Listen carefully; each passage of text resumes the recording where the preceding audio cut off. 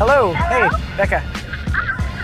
Becca. Evan, can you hear me? Hello? Can you hear anything? I'm a piece of What? This is Jen, Gabe, and Chewy. I mean, when you think about it, this is really stupid. It's like third grader stuff. I mean, you mean to tell me that Aaron Rodgers can't text or receive texts in his house? Come on. Becca. It's Becca. I got one bar everywhere I go. It's Becca. What is he saying? I think Becca. What happened? you just. Son of a phone company. That's rude. Hello. This is Jen, Gabe, and Chewy, broadcasting live from the Gruber Law Office's One Call That's All studios at the Avenue with Gabe Neitzel and Mark Chamorro. Here's Jen Latta. Running her mouth, she wants to ride it, she's trying to hide it. I'm cool as ever, she's too excited. Her man look like he wanna fight, he ain't doing nothing but running his mouth. Talk about it, we all about it. They making plans, we sit and count. I love the draft. Which immediately makes me think of that. Did you guys ever see Mary Poppins? Yeah. Yeah? Very good movie. The song, I Love to Laugh. Just put draft in there. I love the draft. Ha, ha, ha, ha. I am on a plane last night, last minute assignment from ESPN, draft story, and I'm watching the draft on the tiny TV on Delta, and 3 times, no less than 3 times, you get the bright blue screen that's like, we're sorry, due to technical difficulties, the live whatever has been suspended. And I was like, oh.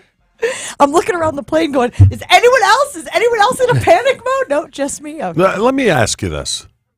Do you think that put your phone in airplane mode is real? You know how they tell you to do that on the plane? Yes. Yeah, but because it's not sending a signal out, right? That's Correct. But Yes. what does it do? It messes with all the little doohickeys. I I don't talked to some think it people, and they does. said that's full of crap. Who did you talk to? A mirror? Hey. Did you talk to a I'm pilot? just saying. I don't think it's a real thing. We've got pilots we can reach out to and get the actual answer. Can we? Doesn't Ashley have an uncle? Yeah, my Don't my you have godfather. someone? Yeah, my buddy. All right, we need to reach out. I'll text right now. Because I'm going to tell you this. Probably over the last 2 years, I've never switched to airplane mode, and there hasn't been a problem. Ooh, rebel. Way to tempt fate there, big guy. Yeah, there's a lot of other people on that plane that probably like for you to fall in line. My guess is that if 1 or 2 or if just a handful of are in, it's not a big deal. But if everybody's cell phone is, I that disagree. would be my guess. I have no actual knowledge of this, but that would be my actual guess. I think the airplane police just doesn't want people on their phone. I don't think that it does affect the ability for the pilots and whomever to fly the plane, but it could, right? Yes. And it's the. Do you really want to take the risk of it could, or would you just rather have everybody shut the phones off, turn them on airplane mode? I need confirmation. I will tell you this though, as frequently as I fly, if there's no Wi-Fi, ooh boy, am I cranky. Yeah. Ooh boy, does that mess up my experience. Read a real book. Take a nap. That's a lot of work. You know I can't read.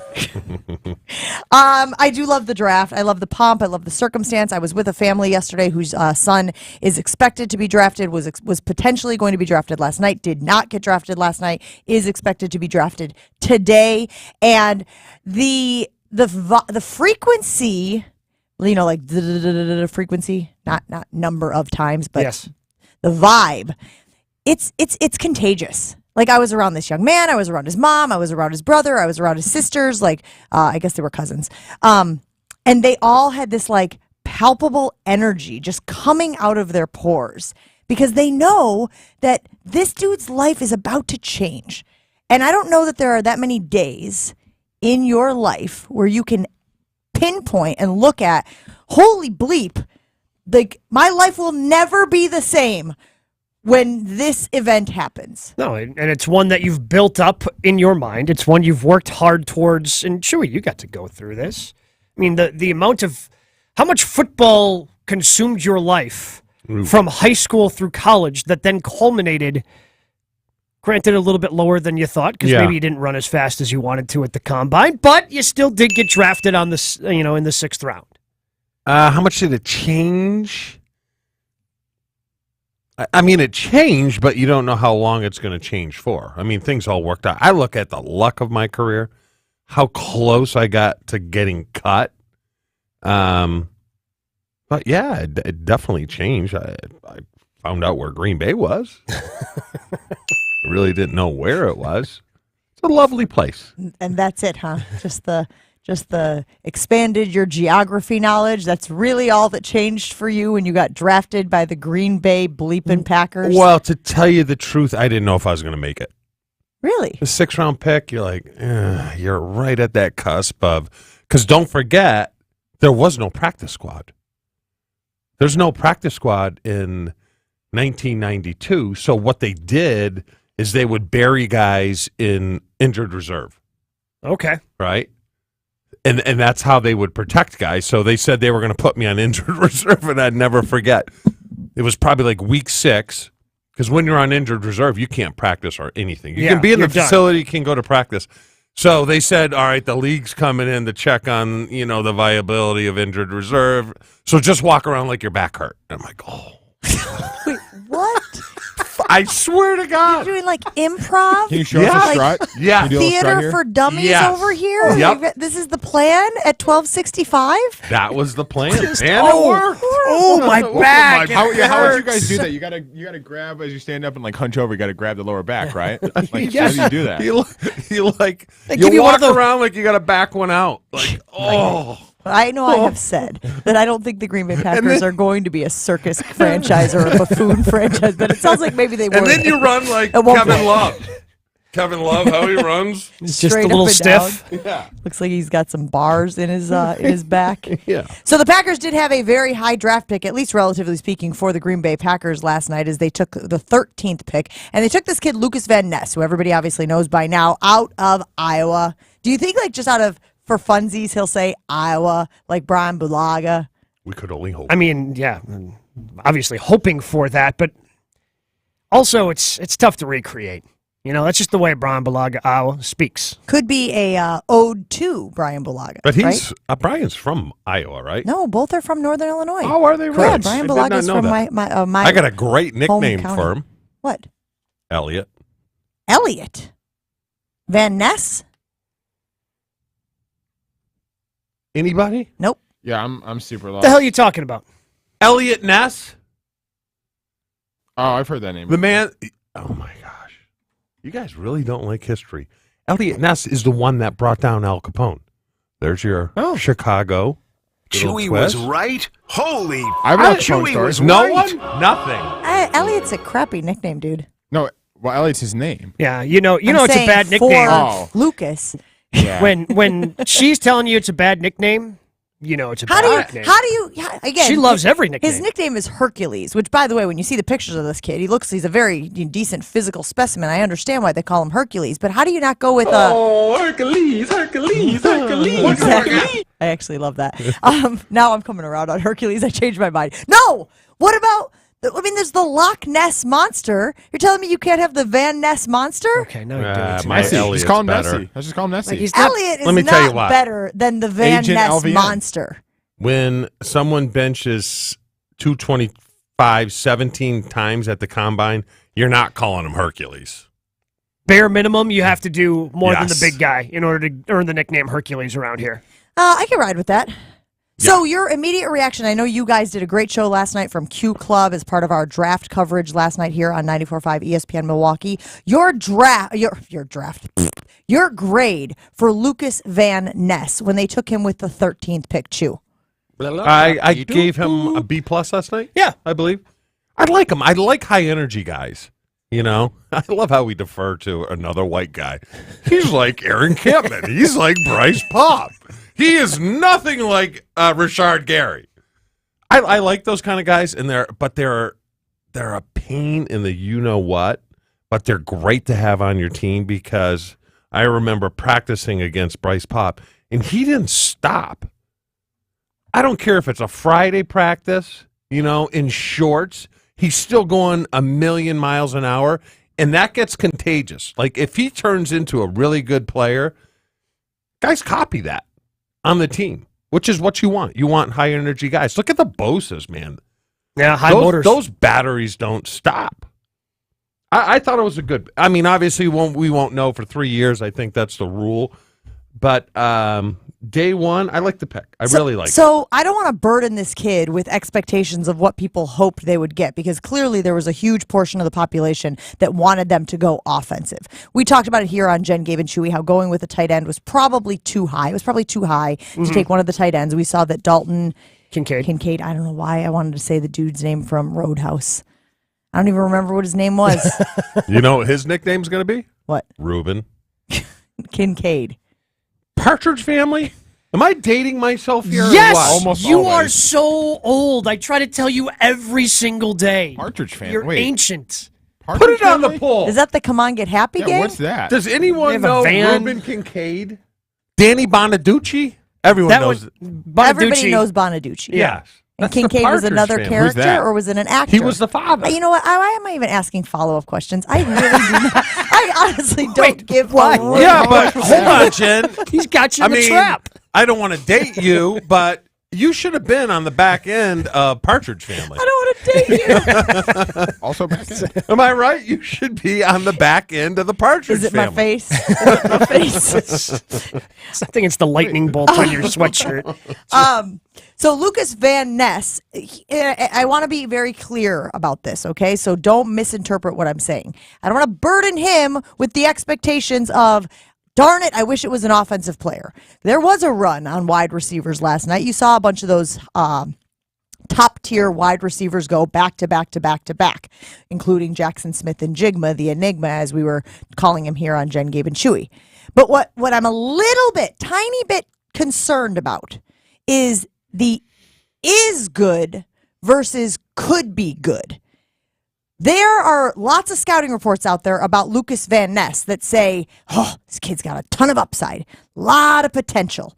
Well, I don't know. Is it asking too much for your 13th overall pick to not be an upside guy, not be a potential guy, but be an is guy, Gabe? I mean, it's what the Packers did the last time they were this high. In 2019, they were at number 12. And who did they take? Took Rashawn Gary. And Gary was a project. Gary had the athleticism. He's got the size, the strength, the speed. Kind of like, Lucas Van Ness does. But there's a lot of inexperience there. The dude's only 21 years Yeah, old. he's only 21. That's exciting. Yeah. That the fact that he's only 21 and has so much room to grow for A lot of inexperience, though. Obviously, a big number that people have wrapped their brains around is the 1,000 snaps, none of which were starts at Iowa. And also, and again, look, I'd rather them take a defensive Iowa player than an offensive Iowa player, if I'm being perfectly honest. But Iowa wasn't lighting the world on fire defensively either. Now, again, I know that that's not always a great indicator of how successful an individual player would be. And again, I don't want to burden this kid with all of those things. But those were the things that jumped out at me last night. And I believe, Ashley, what did I put on Twitter? I don't even remember. I just know that I put something on Twitter. There's something along the lines of when something is a lot of upside, is that a good thing or a bad thing? Yeah, how do we feel about, quote unquote, a lot of upside when describing the first round draft pick? Well, it depends.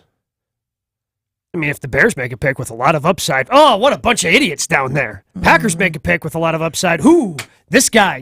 Well, the nice thing about his motor, and this was the issue with Rashard Gary, because he was such a highly sought-after recruit going to Michigan, his knock was he doesn't play hard. Now you don't have to worry about this. I've seen a lot of first-round picks that go in the first round like, hey, I've arrived. Okay. I don't have to work So hard. you're saying- At least we yeah, don't have to love worry that. about that with the kid. I do love that. It does remind me, though, and I know I've said this here on Jen, Gabe, and Chewy before, when you're talking about someone, when someone asks you, hey, what's it like to work with so-and-so? And your first thing out of the gate is, oh, real hard worker. Talent! They're talented. Gabe is talented, right? Hardworking's a talent, though, don't you think? Hardworking is, I want someone who's hardworking versus not being hardworking. But again, it all goes back to when you throw something out there, it's almost like if you ask your buddies, they try to set you up with a girl, and they're like, she's got a great personality. Don't lead with that. You don't lead with great personality, right? That's code. It can be. I don't want to agree with that, but he's right. It's definitely code. And that's my point about a kid like Lucas Van Ness. Look, Field Yates was on Twitter this morning saying that Packers fans are going to be very excited about him. They are going to love this kid. Question is, how long is it going to take for him to be a guy who is good as opposed to a guy who could be good? You know who might know? Jason Wilde. He's going to join Jen, Gabe, and Chewy right after this. Full show podcasts, interviews, and special content is available right now at WisconsinOnDemand.com. This is Jen, Gabe, and Chewy on 94.5 ESPN.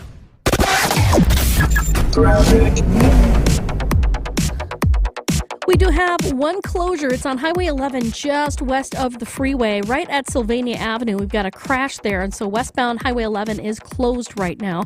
The rest of the system moving along pretty well. No major delays, although volume definitely picking up. Traffic is brought to you by the Club at Lac La Belle, the birthplace of golf in Wisconsin. Go to clubatlaclabelle.com to start your journey. And check the TMJ4 Storm Team forecast today. Partly sunny, a high of 58 at the lakefront, 65 inland. Tonight, partly cloudy, a low of 42. From the WTMJ Traffic Center, I'm Debbie Lazaga on 94.5 ESPN.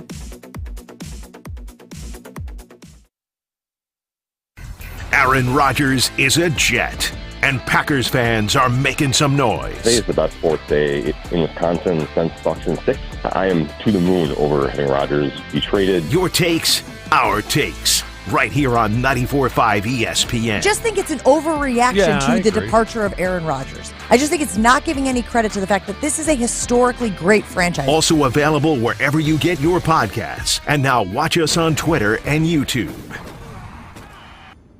Looking for the best way to welcome new teammates or business partners to your team? Look no further. 3 Tree Marketing is a full-service branded merchandise agency using creative merchandising to share your company's story. Be the envy of others with specialized gifting and onboarding kits from 3 Tree, an amazing opportunity to best showcase what a brand is all about. Work with a team that thinks outside the box and becomes an extension of your team. See what else 3 Tree Marketing can do for your team and set an appointment today. 3treemarketing.com. This is ESPN Milwaukee's Jen Latta for St. Kate the Arts Hotel. Are you looking for the perfect restaurant for your next night out? Make Aria, the acclaimed restaurant inside St. Kate, your next dinner destination. Specializing in artisanal American cuisine, Aria features carefully prepared seasonal entrees along with a robust selection of craft cocktails, wine, and local beer. New to Aria's menu is a family-style chicken dinner available every Sunday featuring the restaurant's famous bro-stish chicken served with sides like mashed potatoes, goat cheese biscuits, and more. Learn more and make reservations at Aria at stkatearts.com. Kessler's is America's largest employee-owned diamond store. It's the diamond store where the owners think like you do. As shoppers, we want better prices and more choices. That's why we give you better prices and more choices. We don't try to choose for you. We let you choose.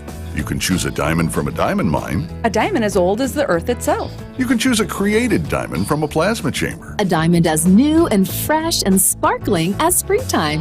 And now you can choose a flickering firelight diamond. Flickering firelight diamonds sparkle with a rich and regal golden glow. At Kessler's, you choose from 3 different kinds of diamonds. 3 different kinds of diamonds. Earth diamonds from diamond mines. Created diamonds from plasma chambers. And flickering firelight diamonds with a rich, regal golden glow. We like to have choices, so we give you choices. Kessler's is the diamond store where the owners think like you do. Welcome to Kessler's. Find the Kessler's nearest you at Kessler'sDiamonds.com. Ready, down, put. All Packers, all the time. I think Packers fans have every right to be excited about those guys. I just think they need to temper their expectations, especially when you think about that they're going to be playing with a quarterback who is trying to figure it out himself. Okay, most of the time. Almonds specifically or all nuts? Well, these nuts, those nuts, whatever nuts work. It's Jason Wilde on Jen, Gabe, and Chewy, brought to you by Boucher Automotive. With 16 different new car brands and over 35 pre-owned brands to choose from. Boucher Automotive, we are driven by you. And by the Bridgewater Modern Grill, nestled in the heart of Milwaukee's emerging harbor district. Enjoy a specialty crafted menu centered around a custom oak-fed grill. You guys were on the line with Jason Wilde last night as the Packers draft pick came through. Always great to get Jason Wilde's perspective from 1265. Good morning, Jason. How are you doing today after day 1 of the NFL draft? Oh, excited to get back at it tonight. Actually, I am excited to get back at it tonight because I Jen's want a to see who junkie. else they're gonna. I do really love the draft. Like, I love can see the look everything in your about eye. it. Yeah, it's a little maniacal. What does getting back after it tonight look like for you? Yeah, I'll be sitting on my couch and looking back and forth between. Okay. I just wanted to confirm. And scrolling through Twitter and looking at scouting reports and mock drafts and stuff like that. How do you think fans should view, and again, I know that we always say wait a few years before you judge a draft and all of those things. I have said this morning, I don't want to burden this kid, LVN, with the expectations of some of the fans, which was they wanted the Packers to take an offensive player. They wanted him to go with a wide receiver, maybe even reach for a tight end, and they did not do that. They went to the defensive side of the ball. So how do you think fans should react to this pick initially? Packer's going to Packer. I mean, it's as simple as that. Like, I mean, is he not the Packeriest Packer that you ever did Packer? Well, with the exception of being from Illinois and not Wisconsin, yes. But I think he checks all of the other boxes. Iowa, Georgia, so he checks one of those two boxes because those are the two schools that Goody loves more than seemingly any other school. I mean, the Packers have loved kids from Iowa. Mm-hmm. So you got the high motor. It's a defensive player. He's going to be a bit of this is the quintessential Packers pick. Dude was in Wisconsin when he got picked. Yeah. Was he really? Yeah, he was in by Lake Geneva. I think that he's, and this is great for me because Kirk Ferentz is one of the few Division I college football coaches whose number I have, so I look forward to texting him. They've taken enough Iowa players over the years, Jason. Kind of makes sense. That's exactly why. I mean, I've talked to him about Iowa players for like half my career, going back to like Aaron Campman. So, look, this is I don't have any problem at all with the pick. They needed edge rusher help. I told you guys yesterday that they could take just about anybody as their best player available and help a need that they had on their roster. He certainly does that. He's a bigger guy, so he's kind of in the Preston Smith mode. And Preston Smith, I have nothing against Preston Smith at all, but I think he's kind of in the same boat as David Bakhtiari, that this is very likely his last season in Green Bay. So I was not surprised. I have to admit, I did not. I do a list every year of possibilities at the Packers pick, and I had Christian Watson on my list last year for the first round pick, but I didn't have Quay Walker and I didn't have Devontae Wyatt, and so I didn't feel great about that. I had Lucas Van Ness pretty high. I mean, he made every bit of sense in the world. So I thought he was exactly the kind of player they needed. It now makes 12 out of their last 13 first-round picks, and 7 of the 8 that Goody has exercised have been on defense. But my favorite thing about Lucas Van Ness is that they nicknamed him Hercules. And as someone who loves a good animated Disney film, he really did go from zero to hero. He wasn't born yet for this movie, but he showed up. Sad. He showed up at Iowa at 220 pounds. Oh, Hercules. And he put on 60 pounds in his first year there when he redshirted. Like, all that's missing is Danny DeVito as half man, half horse, training him to athlete. Thank you, Chewy, for the courtesy chuckle. Jason, I am looking. He really does follow the storyline. Like, he was a scrawny kid, and now and they nicknamed him Hercules because he is built like a you know what house. Like, he is a big dude. We really struggle on this show with when to censor and when not to. We're back in. Brick, fine. The next word, not fine. House, fine. Jason, I'm looking at the best available players. Now, the Packers have to wait 10 picks to get to theirs. One tight end went last night, Reuben Kincaid. You know who that is, by the way, Jason? What TV personality? I know who Dalton Kincaid is. Thank I you. don't know who. Partridge Family, Jason? You never watched Partridge Family? I did in my very youthy youth, but I don't remember Reuben. Okay. Is he one of the kids? No, I think he's the agent or the father, or both. Wait, you don't even know? Reuben Kincaid was the manager, not the There we father. go. She was a single Yeah. mom, according to Unnamed in the 414 on the ESPN Milwaukee. Might have been helping Talking out with text some line. other things around the house So, then. Jason, what I'm getting at, the best available, the next 10, you have Michael Mayer, the tight end out of Notre Dame at Mayor. 2. Do. That's John Mayer. There's another nickname. And then, Jason, at 5, you have Luke Musgrave. Do you smell a trade up to get one of those guys or no? Because it seems like they're gonna, if they want one of those two, they're gonna have to trade up. Yeah, but I don't know if they want either of those two. Maybe if they really love Michael Mayer, because he did come in for a pre-draft visit. But they also had Darnell Washington in for a visit. He's the tight end from Georgia. Mm-hmm. As we mentioned earlier, or as Gabe mentioned earlier, they love those Georgia guys. I'm sure they're mad that Philly is now starting to take this approach and adding Georgia guys all the time too. But I think Darnell Washington is the guy that makes sense for them as their tight end. I mean, I think Michael Mayer, it's interesting now that it's a 3-day draft, which has been the case now for a decade plus, so I get it. But I just remember both Ted and Ron talking about the value of when it was a 2-day draft.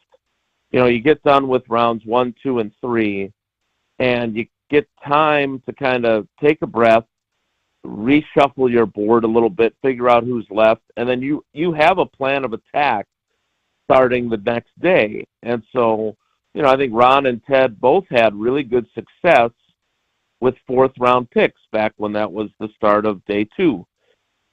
I think that applies to tonight, too. You've gotten, all right, you know who's gone. Now you kind of reset a little bit and say, all right, where do we have Mayer? Where do we have Washington? Where do we have Musgrave? Don't be surprised, too. Iowa's got a tight end that is in the mix as well. I don't know if he's a 3rd-round pick or a 2nd-round pick, but they could go Iowa as well. They've got 42, 45, and 78 tonight. I would just say this, and I don't say this with any vitriol or dislike for Goody. It's just the truth. He's had some pretty decent 2nd-round picks, Elton Jenkins being the best of them. He has had no good 3rd-round picks, like no offense to Josiah DeGuara. He needs to be on his game tonight. Like, he needs to hit on these 2nd-round picks and the 3rd-round pick. The jury's still out, obviously, on Christian Watson. He had a really good 4-game stretch. But these are the spots where you really need to build the quality of your football team. Everyone pays attention to the 1st-round pick, and rightfully so. And there's always value late in the draft, and if you do it really well by drafting a Mark Chmura or drafting a Mark Tauscher or drafting a Adam Timmerman or a Marco Rivera in the 6th round or Donald Driver, then you can make up for some misses earlier. But you can't miss consistently in the 2nd and 3rd rounds and take the Josh Jacksons and the Jace Sternbergers of the world too often, because then you're messing up your roster. And so I think Goody needs, and the Packers scouting staff need to have a really good night tonight. Jason, who are a couple of other players the Packers had in for pre-draft workouts that might be available and fans should be keeping an eye on? Yeah, so you get 30, and I think there were a bunch of guys. There's a wide receiver from SMU, but I'm not sure if he's a day 2 or a day 3 guy. Look, the problem with the visits thing And this was the question that I was going to ask Goody last night, but they cut off his presser after 12 minutes, so I'll have to wait and ask him tonight or tomorrow. Lucas Van Ness talked briefly to them at the scouting combine and never talked to the Packers again. Like, he had no idea they were interested. So he went to Iowa. Shouldn't he have known? That's on him. Yeah, that's really, I mean, this is, Chewy talks about us not knowing history. He needs to brush up. Well, he may know, he can know history, but, like, I don't know about you, but if somebody is interested in me, I would think that they would have talked to me more than just, hey, how you doing? What's your name? Well, that's gamesmanship. But that's strategy now. And it goes back. There's a great article on ESPN.com a week ago about because it's been 20 years since the Vikings missed their pick and everything that went into that and how they missed their pick and teams rushing to get their pick in before that. And the Vikings at the time kind of blamed the fact that they had let it be known who they wanted. They ended up getting Kevin Williams, who worked out for them. But the following year, they did the smokescreen stuff. Oh, we don't want to let anyone know. And that seemingly has gone across the league the last 20 years. I mean, this past year, obviously, the Houston Texans were a great example of that, right? Like Adam Schefter's out there on television saying that he doesn't think that the Houston Texans are going to take a quarterback. Now, he was sort of right because they also took Will Anderson with the third pick when they traded with the Cardinals, but they did take a quarterback. And they took him with the second pick. But that was all gamesmanship and like putting a message out there to kind of throw people off the scent, which I think you're seeing a lot more of now than you ever have before. Yeah, guys, I understand that. They didn't have Jair Alexander in for a visit either. My point was I was defending Lucas Van Ness from the slander from Gabe Neitzel that he didn't realize that the Packers might be interested after he went to Iowa. Well, it was just a joke, Jason. just an Iowa Packers connection joke. Like I would make the joke that anybody from Iowa should be expecting the Packers to take him. I think, the tight end that you were mentioning, Sam Laporta, I think he should be expecting a call from the Packers at some point. I will be interested to see, because what the Packers generally do with their visits is not bring in for visits the guys they're likely to draft in the first 3 rounds. It's more often guys that are day 3 guys that they have in for visits. Or undrafted free agent guys. So they have used those picks, they have used those visits at times on guys. Another great example, though, of a guy that had no idea the Packers were going to trade up and draft him was in 2009, a guy by the name of Clay Matthews. Ted Thompson went to the USC Pro Day and left saying, we are getting Clay Matthews on our football team. And to your point about smoke screens and whatever else, he didn't want anybody to know that he loved Clay Matthews. So people in the building knew, but that was it. And Clay Matthews certainly didn't know. Ted also used to do a thing, real quick, Chew. Yeah. Where he would put a lower grade on guys than he actually had on them. And his scouts would have to try and figure out who that guy was. And one of those guys was Jordy Nelson. Like, he put like a 4th-round grade on Jordy because Jordy was his guy. And so he wanted everyone to be surprised when he picked him. And those scouts would spend the week leading up to the draft trying to figure out who that hidden player was. And Brian Gutekunst will tell you that Jordy was the first one he knew about. Jason, I got reverse smoke screen because I was supposed to go to Seattle in the 3rd round. So it goes both ways, is what I'm saying. Think about how different your life would be. I mean, every morning with us. But, Jason, I am huge on Puget Sound chowder. Very good. What does that have in it? Puget. And clearly sound. Very obviously sound. Yes. Nothing sound about that remark, my friend. Jason, we appreciate you hanging out with us. We'll talk to you again soon. Have a great day. All right, everybody. Take care. Be good. Jason Wilde can, of course, be heard on Wilde and Tausch right after Jen, Gabe, and Chewy right here on 94.5 ESPN Milwaukee. Of course, one of the great little nuggets that always circulates every year after the first round of the NFL draft and the Packers have gone ahead and made their pick is this. It is the 21st straight draft that the Packers have not selected a running back, a wide receiver, or a tight end. The longest drought in the common draft era dating back to 1967. Gabe? You've probably heard about employee stock ownership plans before, but what separates Fifth Third Bank from others when it comes to these plans? Fifth Third offers unmatched expertise and flexibility when creating ESOP solutions, from full and partial sales, second stage transactions, repurchase obligation financing, and seller note refinancing. ESOPs can offer tax advantages, increased liquidity, employee incentives, and overall diversification of net worth. This is all to help your company plan for the future. Fifth Third Bank, National Association, custom solutions built around your goals. Member FDIC.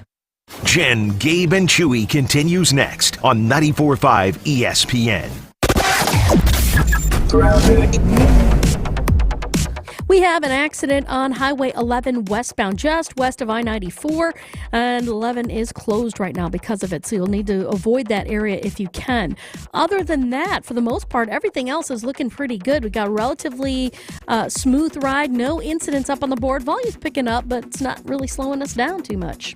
Traffic is brought to you by Waukesha Gun Club, one of Wisconsin's largest shotgun-only clubs. Trap and sporting clay leagues are forming now. Stop in or register at waukeshagunclub.org.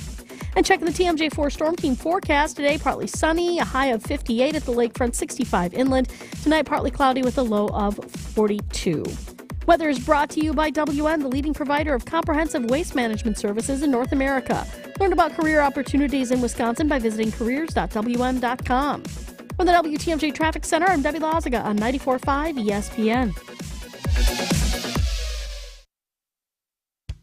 We believe the best things take time. You have your obsessions. Ours is crafting the best slow-smoked barbecue in the state, crafted only from humanely raised meats, dry rubbed, slowly smoked, and sauced by you. Add Smoke Shack to the top of your list the next time your hunger is trying to throw you off your game.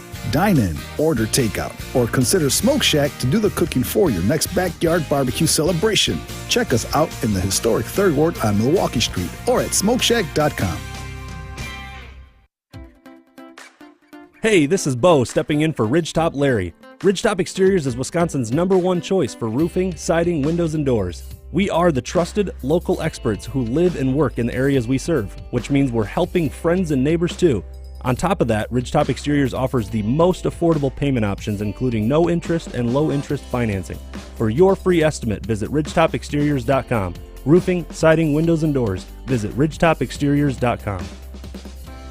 Here in Wisconsin, one name is synonymous with fantastic frozen pizza, Palermo's. For almost 60 years, Palermo's has focused on feeding Wisconsin families. And though Palermo's has grown a lot since 1964, they're still family-owned. They're still proud to call Milwaukee home. And they're still committed to making the best frozen pizza possible. From their new and improved rising crust pizzas to their guilt-free Primo thin pies, Palermo's has a delicious slice for every appetite. Find Palermo's in your local grocer's freezer food aisle. Palermo's. Flavor is our family's business. Explore Milwaukee's iconic Harley-Davidson Museum this spring. The Harley-Davidson Museum campus boasts one-of-a-kind shopping with exclusive Harley gear from 2 new retail stores, an interactive experience gallery, and the Motor Bar and Restaurant. Riverfront dining with daily specials like fish fries and barbecue. And make it a point to ride over on May 4th for Bike Night, where you can stock up with up to 70% off on deals from their factory shop. The Harley-Davidson Museum, 15 years as one of Milwaukee's top tourist destinations.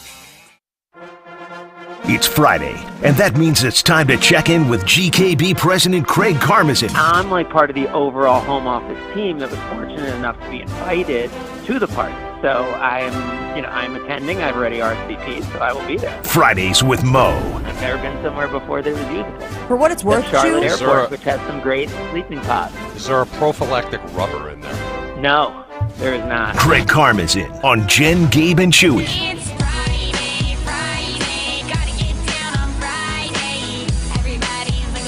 Hopefully, Craig Karmazin has adequately recovered from being at the Bears draft party last night. Obviously, Good Karma Brands now in it with the Chicago Bears, as they will be the broadcast partner of that team.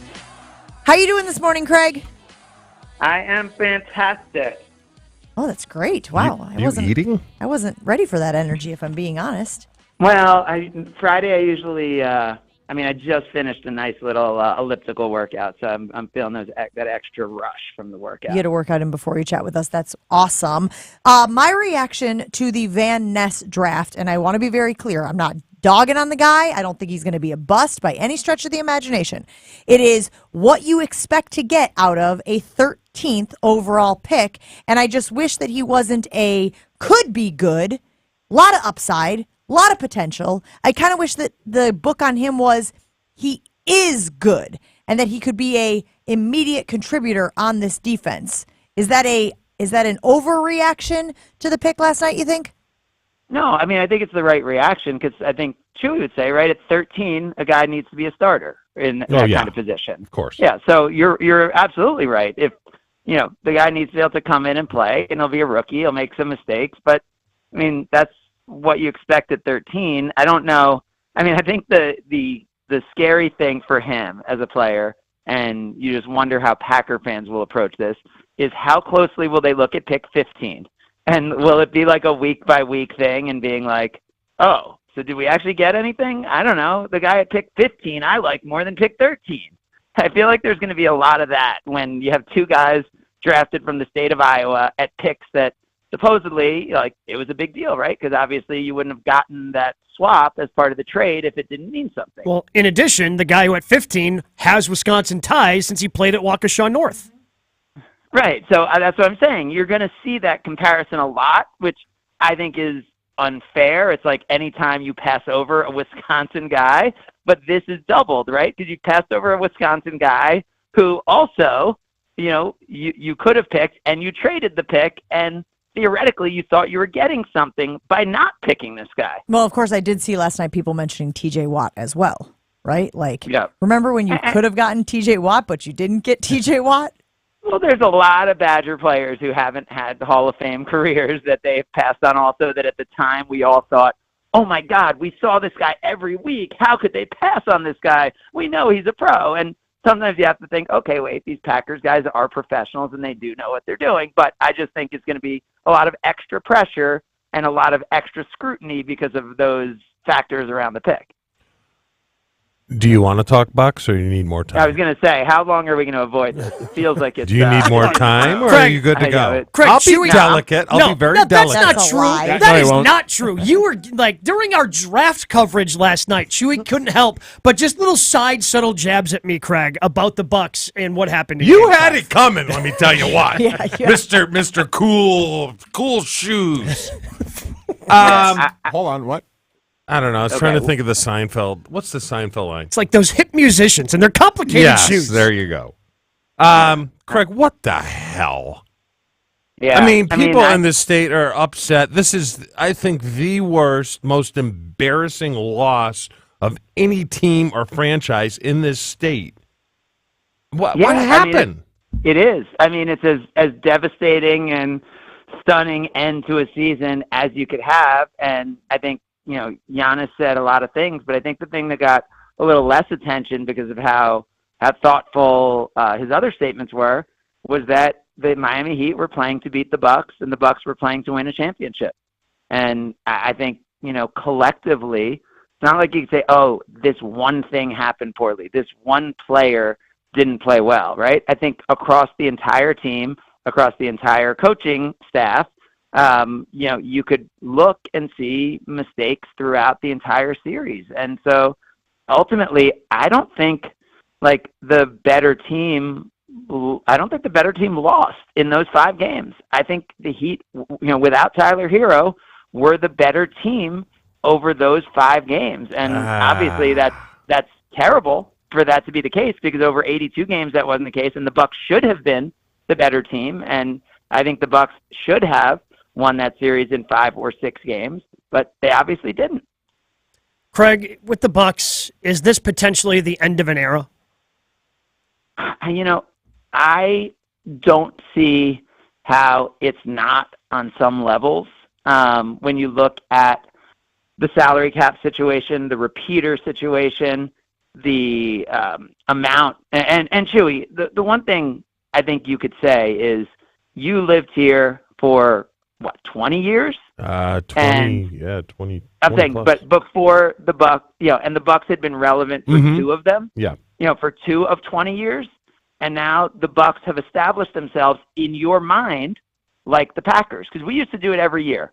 Okay, this season's a failure if, and every year for the Green Bay Packers, you would say a Super Bowl or nothing. Mhm. And for the Milwaukee Bucks, you would say, what do you think, 35 wins, making the playoffs? And now the Bucks, in your mind, are at the place when you could criticize Giannis for saying the season's a failure, when this team has done so much, this ownership group has done so much, this general manager and John Horst, this coach and Coach Bud and Giannis and the team has done so much that they have now been elevated in your mind to a franchise where it is championship or bust. So while it's a devastating end to the season, that is a major, major transition to make in the NBA when it is very difficult to be a small market team and compete at the level that this team does. Well, I think the problem that the fans are having is they've seen it with the Packers. After 36 years of Hall of Fame quarterbacking, you only have 2 Super Bowls to show for it. I think that scares them when it comes to the Bucks. I know it scares me because I thought over this next stretch they would have 2, maybe 3 championships, and now we're looking at, do we run it back, or it's never going to be it's never going to be a rebuild when you have Giannis, but it can be a retool. Exactly. And so think about Giannis's career maybe in like 4 parts. Like Giannis is going to have like a 4-part career, and we're like in the 2nd part. And you can win a championship in all 4 parts, right? Like in the bubble, LeBron led the Lakers to a championship in the 4th part of his career. And so there's still so much to happen. And just because Michael Jordan might have said the season was a failure, or just because Brett Favre might have said the season's a failure, Giannis is a different type of leader than we've ever seen. And nobody doubts his effort. Nobody doubts his passion. Nobody doesn't want to play with Giannis. And so the fact that Giannis leads in a different way and has a different perspective and has a different voice than we've ever heard is why Jen reads his book, why Gabe loves him, and why we all love him, and why we would not trade him for any star in the NBA if you're trying to build a culture and a team around. So let's understand what he's saying, and let's follow the leader. I think my frustration, though, Craig, is that there were signs. There were cracks in the foundation at times during the regular season. We saw that 21-point lead disintegrate. They ended up beating Boston, second night of a back-to-back, backups and whatnot. But everybody's like, it's an anomaly. It's an outlier. Here's all the reasons why that happened and why you shouldn't worry about it. And then you had the 40-point drubbing. No, hold on. Then you had the 40-point drubbing by Boston as well. There were signs that there were issues with this team, especially closing out games. How do you explain them being disjointed, panicking, playing hot potato down the stretch? If you're the best team in the league, you don't do those things. Yeah, I mean, so by the way, what happened in the regular season and blowing big leads, those weren't what happened in the postseason, because I absolutely agree with you, Jen. I actually don't think they played hot potato except on that last possession. I think what they actually did was played a little too much hero ball. They didn't move the ball. And they didn't run their offense, and they were disjointed. And, they're ultimately, like, I look at it from a company standpoint, right? So if a few players are doing things, then, right, the coach is supposed to fix it, right? And if our best players are all doing the same thing, then that comes back to something that we as an organization are doing wrong. And so I think that's, what needs to be looked at. And there's an entire coaching staff on that bench. And, for whatever reason, basic things that, would normally happen, right? 0.5 seconds left, someone makes a basket. I was sitting on a plane streaming the game, and I was saying, like, okay, they're going to call timeout. You got Brooke and Giannis. At least you're going to have a lob at the basket. And then, like, they inbounded the ball. And I'm like, is the graphic on the screen wrong? Is my airplane Wi-Fi bad? Like, there were just very, very basic things that didn't happen correctly at every level of the team. And so, people who are much closer to the team than I do have to figure out why and how and make sure it can't happen again, because I don't think it was the same thing that happened in the regular season. But you could argue it was the same thing that happened in Game 6 at Toronto, because it felt a lot like that game, which you would hope the team would have matured a lot from, and Drew Holiday wasn't part of that team. So, yeah, there's deep issues that were exposed, but I think these were new and different issues that we saw in the postseason. Well, you bring it back to 2019, and that goes to the coaching staff. Does Bud survive this? Did he just losing Darvin Ham? How much did that hurt? I mean, there just seem to be a lot of questions about Bud. Yeah, I mean, there were a lot of questions about Bud, and none of us know, right, unless you're close around it, what's going on, in any individual situation. And I mean, Darvin Ham's loss was an absolute huge loss, right? And you look at the Grizzlies Lakers series, and both of those guys were parts of the Bucks coaching staff. And so, there have been losses over time, and does it have to do with the coaching staff? And would there have been someone else on the bench who would have jumped up and said, hey, we got to call a timeout? I don't know. I mean, I think those are the things that the team is looking into. And I can tell you that, the Milwaukee Bucks don't make money, right? Does anyone think the Milwaukee Bucks make money? It's never even crossed my mind, to be honest with you. Right, Not okay. even one time. Right. So the Bucks lose tens of millions of dollars a year. And the reason they do is because they go above the luxury tax. So not only do they lose money to begin with, but then for every dollar the Bucks spend over the luxury tax, they have to pay, multiple dollars, to other teams who decide not to spend as much money. And then the Milwaukee Bucks, make less money on their average game than any other of the playoff teams because they tend to be in bigger markets. And then when you only have 3 playoff games instead of an expected 9 to 12, you're losing even more money than you thought. And I can tell you that the ownership group is not thinking about their bottom line today, yesterday, or the day before. The reason they commit and we commit to losing as much money as we do is because we just want to win a championship. That is the goal of this organization. That is the exclusive focus. And as angry as fans are, that is how angry every text chain I was on with every person involved in ownership of the team. And they are smart people who are committed to putting the right group around Giannis and making this team a winner. Well, I didn't think it could get more depressing, actually, but it got more depressing. I think it's good to hear, though. Really? No, Okay. that's not depressing. That's exciting. I guess. Yeah, I agree. I think that's great. I think eventually it can be exciting. Right now, I'm with Jen. that's I don't think I feel better. I mean, again, not that it would affect the fan base much, but wouldn't it be better if it was like, well, look, we're really, really upset about how the season played out, but at least they're making money hand over fist. And then pour some of that money but here's back. the That's thing. what I'm saying. Like, it doesn't affect the fans. Craig, we don't have to dive into these economics, but one of the key owners just cashed out for a lot of money. So maybe they're losing money. Maybe they're losing money on a yearly basis. I don't think he ended up losing money on the deal. Right. So think about this, Jen. So let's say the team was purchased for $550 million. And let's just say it's worth $3 billion now. I know a higher number was reported. Is this a practice ACT question or what? This is I know. This is my friend said this. Yeah.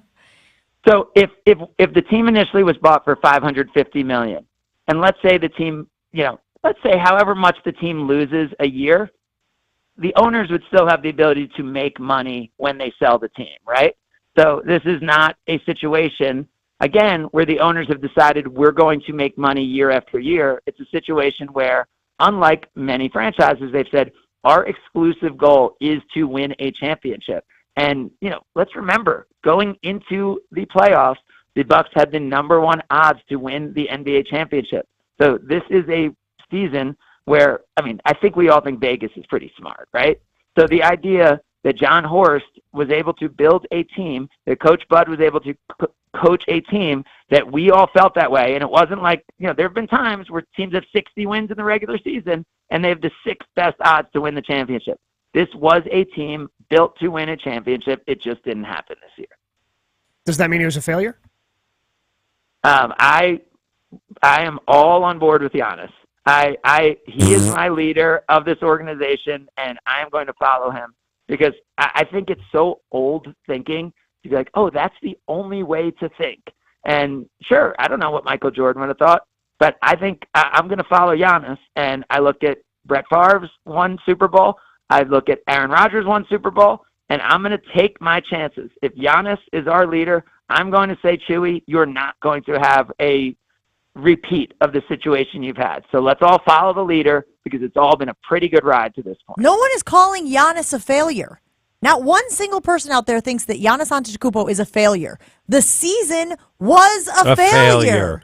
It's but disappointing, again, Craig. Hold on. It's disappointing if they lose to the Celtics in Eastern Conference Finals. Eastern Conference Finals. It is a complete failure when you lose to a buy-in team, play-in team in 5 games. Here's my money. It's an I'd like to embarrassing participate. failure. I'd like to participate in the NBA Finals. I actually think that would be an interesting move. Silver, I here's am my 12. money. What if you did only have 7 teams qualify, and then there was one buy-in bidding spot war? where the teams bid against each other for the final play-in spot? That would am an idiot. That's who wants in? Who much, wants in? Craig, that is must watch. Like, you put that at halftime the way they do with the draft lottery. You put that at halftime of a game at the end of the season. Just people think are about the tuning into watch. pageantry Craig. and the theater that Craig. somebody would By the way- do. You're by the backing way, up if a the buy-in- Brinks truck, right? You make By me the way, if the work. buy-in is to play against the Bucks next year if they're the 1 seed again. I don't know. I think you might get You, some takers. you make me work till 10 o'clock on a Thursday night, and this is what you get, okay? It's gold. Yeah. You should make you work So- until 10 so more the- often. So I think if your frame of reference is going to be, this week, these 6 months, then this season is, of course, a failure. But Giannis gives us a different view. So if the Bucks win a championship next year, Giannis may be able to explain to us all that the only reason we won a championship next year is because of what happened this year. And so then none of us would look back and say that was a failure. We would say that was part of building this team to the success, and they would not have had the championship that they had if it were not for this year. So then this year was absolutely part of that. Oh, that's the Aaron Rodgers MVP defense. I love that. The Aaron Rodgers MVP defense. Aaron Rodgers doesn't win back-to-back MVPs if Brian Gutekunst doesn't draft Jordan Love and light a fire under his ass. Right? I mean, Aaron Rodgers should love the fact that Brian Gutekunst drafted Jordan Love, even though it's, it's the dominoes that set up everything that has happened up until earlier this week. Right. Craig, we got to let you go. Really good stuff. We appreciate you hanging out with us. Enjoy the rest of the NFL draft this weekend. And by the way, the biggest thing I just want to thank fans. Like, I have never seen passion for the Bucks. It's Chewy. It's like it's the Packers. And I appreciate fans caring and being so deeply engaged in the Bucks. And I can tell you, everyone is as upset as they are and working so hard to get another championship. That's So good to thanks, hear. everybody. I have told you guys about the delicious pizza and Italian snacks that you can find at Proof Pizza inside St. Kate the Arts Hotel, but now there's even more to be excited about. The restaurant has added a variety of new sandwiches to the menu. That's right. So say you're downtown and you're looking for a bite to eat, pop into St. Kate the Arts Hotel. Right there in the lobby is Proof Pizza, available every day from 11 to 4. Now you can enjoy menu items like the Red Rock Chicken BLT, the Meatball Hero, and so much more. Order from the counter at Proof or directly from the bar at St. Kate the Arts Hotel. Explore the new sandwiches and the rest of the menu at proofpizzamke.com. More Jen, Gabe, and Chewy coming up on 94.5 ESPN. Ad paid for by the Sentinel Group. Attention veterans, active duty military, civilians, and contractors. If you were issued earplugs between 1999 and 2015 and were diagnosed with hearing loss or ringing in the ears, you may be entitled to compensation. The manufacturer of these military earplugs recently paid $9.1 million to resolve claims that their earplugs were defective, potentially exposing service members to damaging sound levels that could have resulted in hearing loss or tinnitus.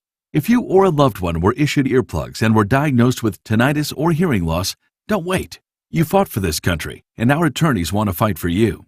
Call 800-725-0565 now for a free legal consultation and to see if you may be eligible to file a claim. Time restrictions may apply, and you pay nothing unless there's a recovery in your favor. So call 800-725-0565 now. Again, 800-725-0565. That's 800-725-0565. Get in zone, AutoZone. Welcome to AutoZone. What are you working on today? Starting trouble. No one likes that. We can get you set up for some stronger starts. You might just need a fresh charge, and we can take care of that free of charge. But if it is time for a new battery, we've got replacement batteries that'll fit your needs, starting at just $79.99. That's what makes us America's #1 battery destination. Get in the zone, AutoZone. Restrictions apply. Ray Magliozzi here for eBay Motors. You're driving along and some nimrod cuts you off. You hit the horn. Jeez, it sounds like a goose in distress. Time to head over to eBay Motors. They have horns for every make and model, not to mention horn pads, steering wheels, wiring, and more. 122 million parts. You can even go for an upgrade. Now, it looks like Mr. Cutoff Man needs a new seat cover. Try eBay Motors, pal. Get the right parts at the right prices. eBay Motors. Let's ride. Ad paid for by the Sentinel Group. Attention veterans, active duty military, civilians, and contractors. If you were issued earplugs between 1999 and 2015 and were diagnosed with hearing loss or ringing in the ears, you may be entitled to compensation. The manufacturer of these military earplugs recently paid $9.1 million to resolve claims that their earplugs were defective, potentially exposing service members to damaging sound levels that could have resulted in hearing loss or tinnitus. If you or a loved one were issued earplugs and were diagnosed with tinnitus or hearing loss, don't wait. You fought for this country, and our attorneys want to fight for you. Call 800-725-0565 now for a free legal consultation and to see if you may be eligible to file a claim. Time restrictions may apply, and you pay nothing unless there's a recovery in your favor. So call 800-725-0565 now. Again, 800-725-0565. That's 800-725-0565. It's Jen, Gabe, and Chewy. Bumble is a Tuna. dating app. It's tuna. I love tuna. I had some last night. How do you eat your tuna? Can we, for once, grow up on this show? On 94.5 ESPN.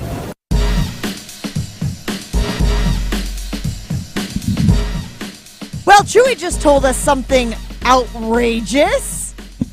Different than buy-in, which I still want to deconstruct and talk about because I think it's accidentally the greatest idea he's ever had. Oh, we're going to deconstruct it all right. Right after this on Jen, Gabe, and Chewy.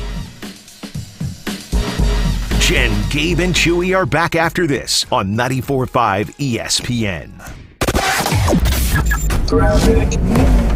Well, we do have some delays along southbound 43, Silver Spring. That's right there on southbound. It's going to be adding an extra minute or so onto your ride. Westbound 94 going to be slowing down from around 27th Street through the Stadium interchange.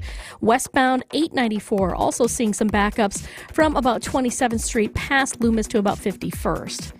Traffic is brought to you by Fifth Third Bank, custom solutions built around your goals, member FDIC. A check of the TMJ4 Storm Team forecast today, partly sunny with a high of 58 at the lakefront, 65 inland. Tonight, partly cloudy with a low of 42. From the WTMJ Traffic Center, I'm Debbie Lazaga, 94.5 ESPN. This is Jen, Gabe, and Chewy, sponsored by Ridgetop Exteriors on 94.5 ESPN. Is your business looking for localized banking solutions? Fifth Third Bank has been looking forward to the future and helping businesses shape what's next for 165 years. And for the last 14 here in Milwaukee. They offer industry-specific expertise, local decision-making capabilities, and extensive experience to help your business succeed. Fifth Third is big enough to provide sophisticated solutions and expert guidance, but also empowered to make local decisions and work from a foundation of strong community connections. Commercial banking value only Fifth Third can deliver. Fifth Third Bank, National Association, custom solutions built around your goals, member FDIC. Looking for your next night out? Q Club of Wisconsin is the hangout spot for watching sports, playing games, and having some drinks. Mike, what you got going on over there, buddy? Hey, Gary, there's so much going on here. We've got all your favorite teams on our TVs, more pool tables than you know what to do with, and live local bands playing on Saturdays. Plus, we got bocce leagues all summer long that we're signing teams up for right now. And, of course, our fish fry piled high on Wednesdays and Fridays. And stop by for brunch on Saturdays and Sundays at 9 a.m. Check out QClubOfWisconsin.com.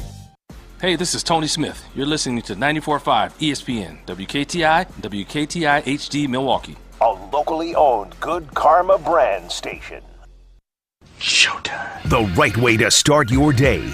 This is Jen, Gabe, and Chewy. And I think it's just embarrassing on both sides that now we're talking about how you need to FaceTime me to be able to call me. Hello? Evan, it's Becca. Oh, Becca. Hi.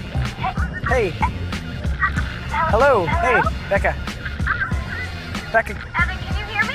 Hello? You hear anything? I'm piece of What? This is Jen, Gabe, and Chewy. I mean, when you think about it, this is really stupid. It's like third grader stuff. I mean, you mean to tell me that Aaron Rodgers can't text or receive texts in his house? Come on.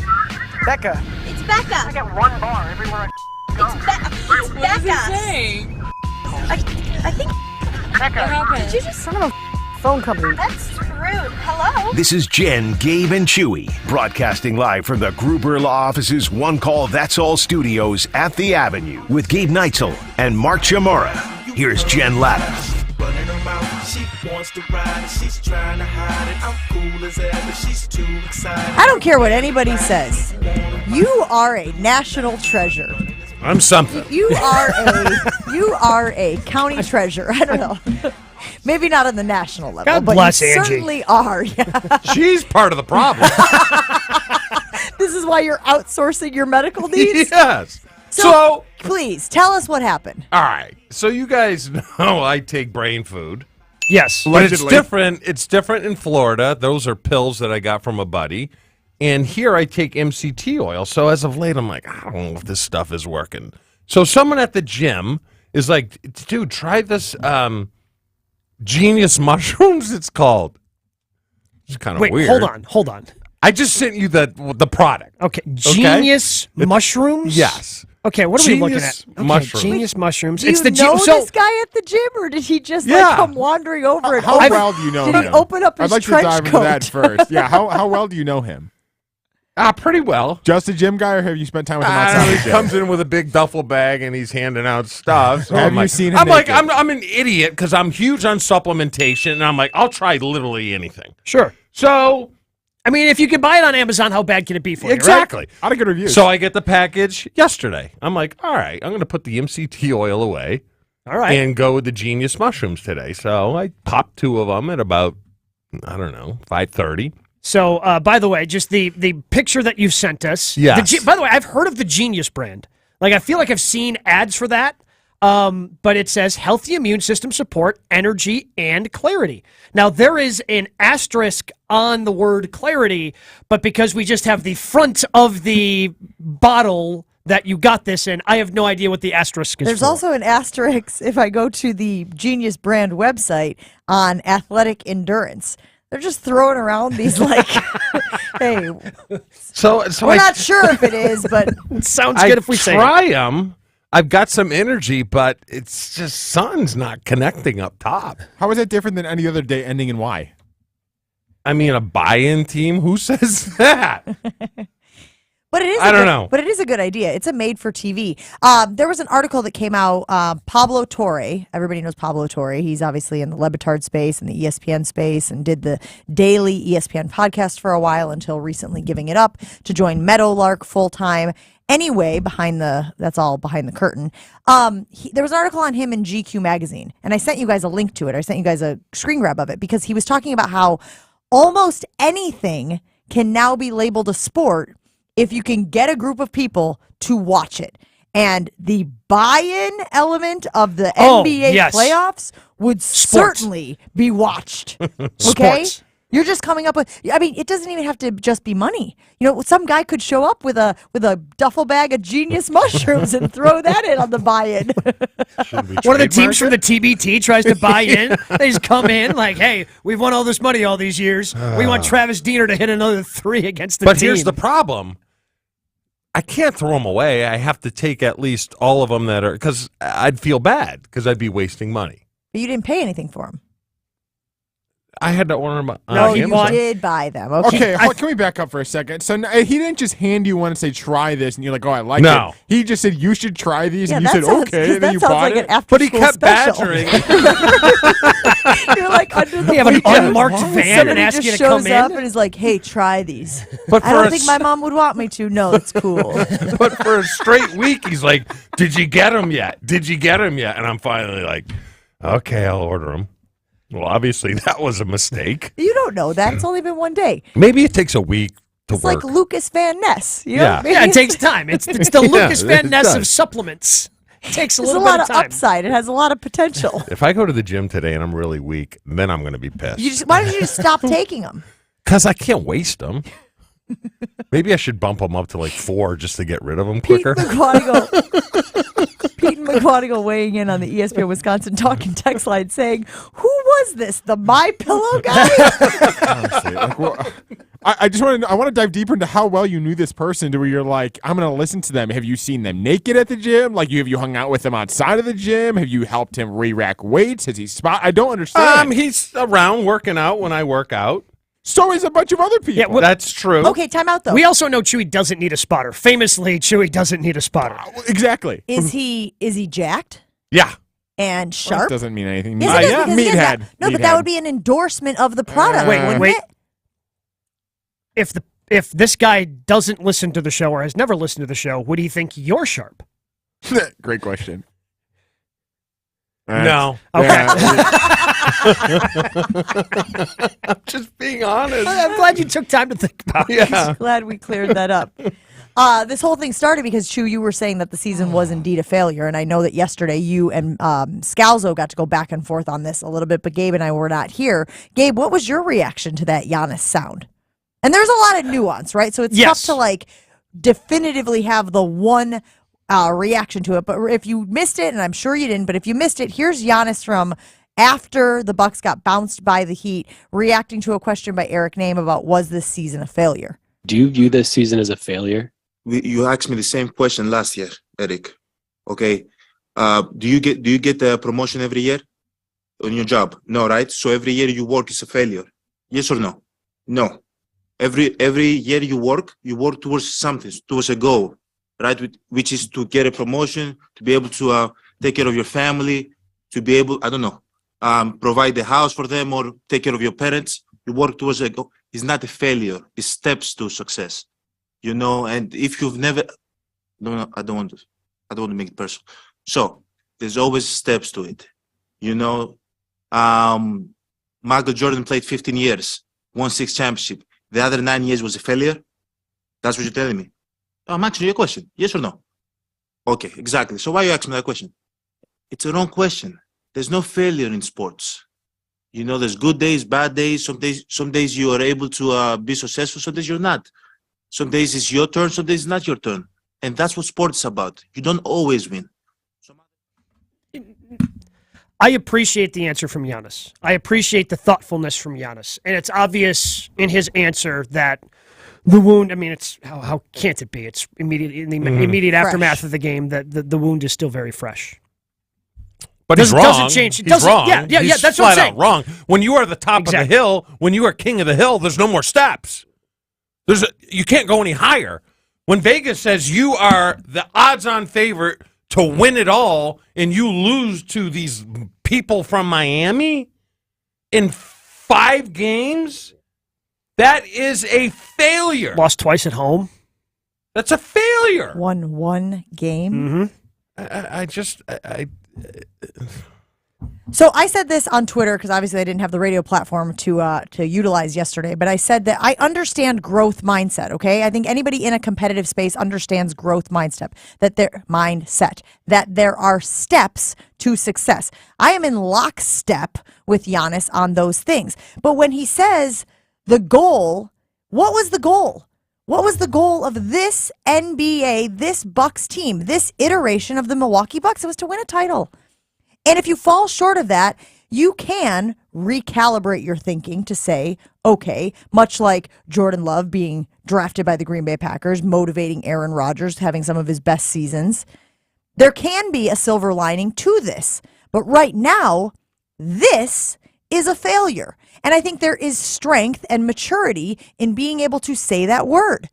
Failure is a trigger word for a lot of people because they've been conditioned or raised to think that failure is the worst thing you can experience as a human being. Failure. Even the word is heavy. Failure. Especially when you say it like that. I understand. I think that's how people interpret it.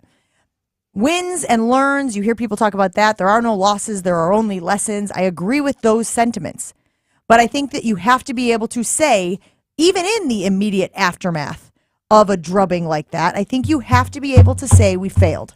It doesn't mean we're going to keep failing, and it doesn't mean that we are failures.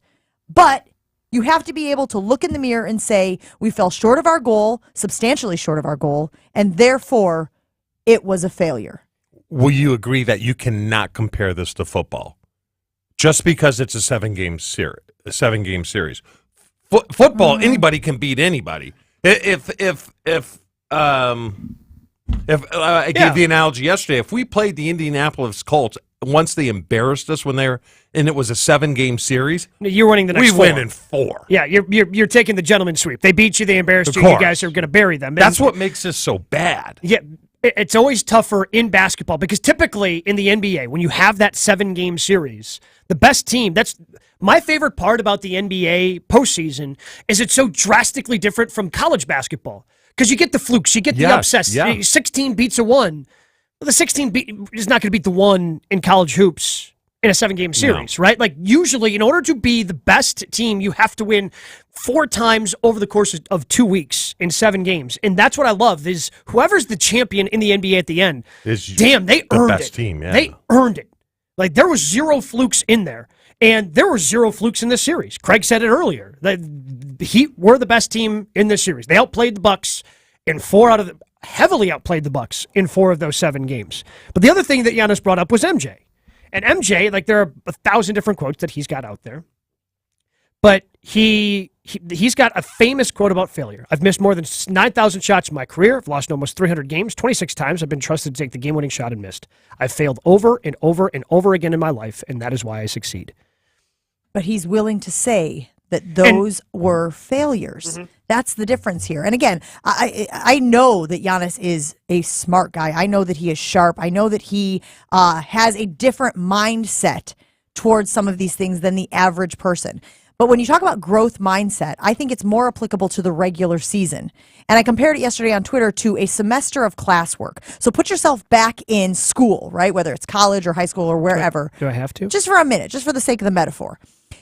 Throughout the year, you are learning, right? There's like compound learning. There's incremental progress. You may start out studying at the library, and all of a sudden the library is not the place for you because it's too quiet or whatever. So you change. You're tweaking. You're doing all of these things. That's where that growth mindset comes in. You're taking quizzes. You're doing homework assignments. You're seeing if your work is working.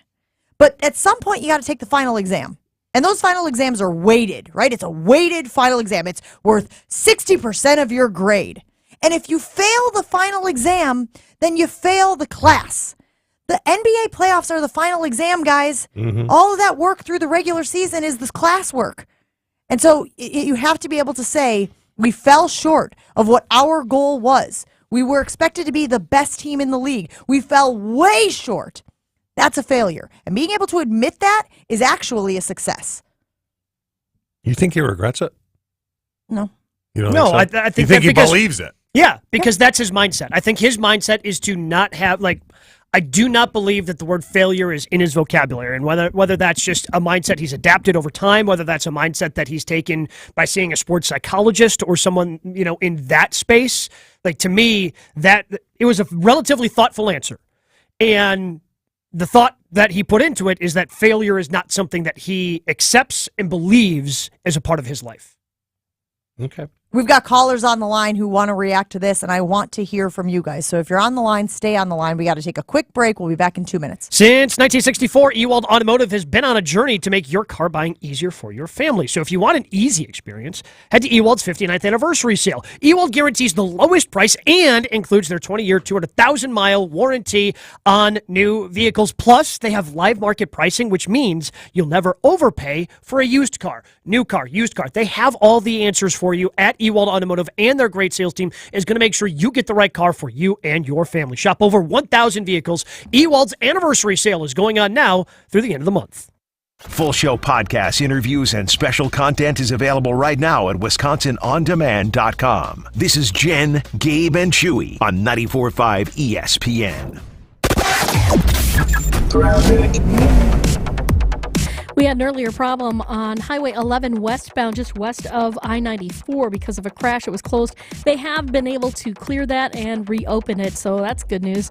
East and westbound 94 heading through the stadium itself. We've got some delays, but other than that, it's looking pretty good. Southbound on 43, no major problems there all the way into the Marquette. Northbound's a little heavy, though, from about Silver Spring up past Bender Road and up to about Good Hope Road. And check out the TMJ4 Storm Team forecast today. Partly sunny, a high of 58 at the lakefront, 65 inland. Tonight, partly cloudy, a low of 42.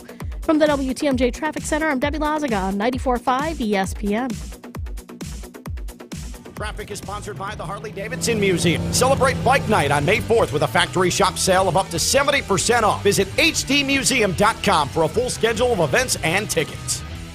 Sunday, May 21st, marks the third annual Goosey's Hunt for the Cure 5K run-walk for Huntington's disease, honoring Chris Guzikowski after being diagnosed. The foundation was created by his family with the mission of eradicating the HD gene, with proceeds helping families affected by the incurable disease described as a blend of Parkinson's, ALS, and Alzheimer's. Google G-U-Z-I Hunt. That's G-U-Z-I Hunt to register or make a monetary donation. See you there. Jen Latta from Jen, Gabe, and Chewy here, and I'm joined by Stephanie Staudinger. She's the public relations specialist for Potawatomi Casino and Hotel, and very excited to be hanging out with you because the Sportsbook is here. It is open. What can you tell us about it? Hey, absolutely. Milwaukee's first Sportsbook is open. There are 20 kiosks available inside of 2 locations to make placing your bets easy. We have a set of kiosks that's on the second level just off the skywalk, and that's where you'll find betting odds sheets, 20-minute designated parking for placing those bets quickly and easily, and we also have a very nice temporary sports book that's on the northwest end of the casino floor with additional kiosks, 30 high-definition TVs, comfortable seating, and a full-service bar with food and beverages. I love this idea of the free parking because the idea for you guys is people drive up, leave their car, pop inside, place their bet. You're trying to make it as easy as possible for people to do their betting. Yes, we want you to get in and get out right away, and there's also the kiosks available 24 hours a day here. And come see us today. Yeah, lots to bet on. It's an exciting time happening in the world of sports. Otherwise, you can just come catch those games on the TV. And if you're excited and you're ready to go right now, you can build your bet ahead of time. You can head on over to paysbig.com, follow the sportsbook link to pick your wagers. And then when you're all done, bring the QR code that's generated with you to a kiosk or window when you arrive and see if you win big. It also sounds like you guys are growing and you're looking for people to join your team. Yes, we are. It is a very exciting time to join Potawatomi Casino Hotel with the brand new sportsbook and a $100 million renovation underway and new food and beverage options. Now is the time to be a part of it. Hiring across multiple departments. Right now we're focusing on food and beverage. There is a recruitment event happening, Dream Dance Steakhouse, Monday, April 24th from 5 to 8 p.m., hiring for managers, shift managers, supervisors, chefs, sous chefs, and more. Paysbig.com has all of the career details. So for anybody who's interested in joining the team, you can go to paysbig.com, all the career details on the hiring event that you just mentioned, and more throughout April and beyond. This is Jen, Gabe, and Chewy. Look, you take Jesus and the presents out, and it's not even in the top 10. Well, I mean, yeah. I mean, if you take sex out of the anniversary, then that's not that fun either. On 94.5 ESPN. But I've said it all year. We love this team. We love these guys. I believe in them. We believe in them. We didn't get it done tonight, but I just, to me, disappointed, hurt, frustrated, I think is more characteristic of how we feel about, tonight. I think universally people like Giannis Antetokounmpo. I don't think that that's breaking news, and I don't think it's a hot take. I do think that people struggle to criticize Giannis Antetokounmpo at all because they like Giannis. I think he's a good guy, and he says some insightful stuff, which he did. Nobody's arguing that what he said was insightful. It's wrong. He was wrong, and that's okay also. I'm worried a little bit, guys, about this fear of being wrong, this fear of failure. I'm worried that, it is starting to melt our brains a little bit. I've failed at things, okay? Marriages, jobs, and I'm okay saying that. Not saying curse words on the radio. That I also fail at, yes. Continue to struggle with that one. But the point is that I don't think that you have to then be afraid of saying those things, afraid of saying those words. I don't think that admitting that you have failed at something that means a lot to you, that was super important to the city as well, as in addition to the people inside that locker room, I don't think that makes you a failure. It's just that you failed at that thing. Let's get out to the phone lines, 800-990-3776. Eric in Delafield, you're on the line. Eric, you have a reaction to Giannis's reaction. Yes. Hey, yeah, thanks for taking my quickly. So I'm a parent, father of a 13-year-old boy, and huge basketball fan. We're not Bucks fans, but really respect the organization and Giannis. And I'm also, my career and job focuses on youth leadership. So we have a saying in I manage a boys' summer camp, fail forward. We embrace failure because of the great growth that it comes from it. So I appreciate what Giannis said, but I wish, like Jen and Chewy, that he could have been comfortable in saying, yeah, we failed, and we're going to learn from it. Yeah. Here's how you can learn from it, and it can become a gift. You know what I mean? I think that was what was missing. So, yeah, I agree with both of you, but I appreciate the conversation, what he's trying to say. But, yeah, we can't run from failure. There's great gifts in that. Secondly, my son told me yesterday came back from school, and he said, yeah, my teacher played that interview in our classroom, and it was a talking point in the classroom. And I imagine it's not only his classroom. I think this is probably being brought to schools, and I think it's a good conversation. I'm not upset by it. But, yeah, I was hoping that the teacher would talk about, like, yeah, failing is a learning tool. So, and lastly, if you haven't seen it, last night, Ernie Johnson, Charles Barkley, Kenny Smith dove into this for like 15 minutes on their broadcast, and it's really insightful, in-depth conversation about their perspective of this, and just think you all should watch it because it would be really, I think it gives another layer to it from what they talked about. So thank you for taking my call. Appreciate the perspective, appreciate the call. Right up against the NFL draft. So good job, Ernie Johnson. We love Ernie Johnson here. We love Charles Barkley. We love that whole crew over there. But I didn't see that, and I imagine it's because I was fully fixated on the NFL draft last night. We need to address, at some point, your obsessive behavior over the draft. How did you consume the draft last night? We're worried about you, I think is what it comes down to. So you got to explain to the folks. I watched it on the airplane. But so in one ear, I had a headphone listening to the NFL, watching the NFL draft on ABC, my friends from College Game Day who were holding it down. And in the other ear, I had you guys. How do you do that? That's very talented, Chewy. Wow. So I was listening to you guys out at Q Club last night for which our we draft appreciate. coverage in the one ear, the right ear, and in the left ear I was watching the NFL draft. I will tell you this, and I texted you guys this, the delay was excruciating because I also had my Twitter in front of my face, and I was live scrolling. Jennifer! Scrolling, refresh. You're on a plane. It's okay. I wish I had that superpower. Thank you. That'd be great at home, you know? Watching Mountain Men. Looking at your phone. You got the wife barking in your ear and you're trying to watch TV. I can't hear both at the same time. But you just listen to none. You got to make decisions. And he watches television and he gets himself in more trouble. Yes. Let's get out to the phone lines again. Trucker Mark on a cell wants to weigh in on the Giannis situation as well. Good morning, Trucker Mark. Good morning. Good morning. Had to set the alarm so I could get up and listen to the show. But Giannis, being from another country, I was talking to Homer yesterday a little about too. I've lived in different countries, but there's perceptions of words and perceptions of what's being asked and said. So when they asked him so now he's thinking individually, feel the season was a loss, he's probably going to go with no, or a failure. He's going to go with no. And so he reacted on that in the heat of the moment. So he kind of honed in on his own personal way of perceiving words, and that's where he went with it, I think. And I don't think it was a failure because the season they were number one seed.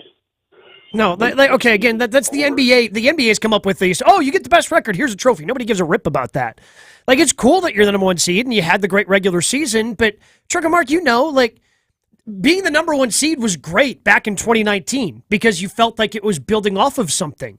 Okay, Bucks haven't won a playoff series in almost 20 years. They won 2 playoff series, got to an Eastern Conference Finals, and while that ended in disappointment, losing 4 in a row to the eventual champion of the Raptors, you're going, ooh, okay, let's go. We've got something. And they were able to build off that ended up in a 2021 championship. And maybe they can build off of this and eventually that become a championship. But the expectations are different in 2023 than they were in 2019.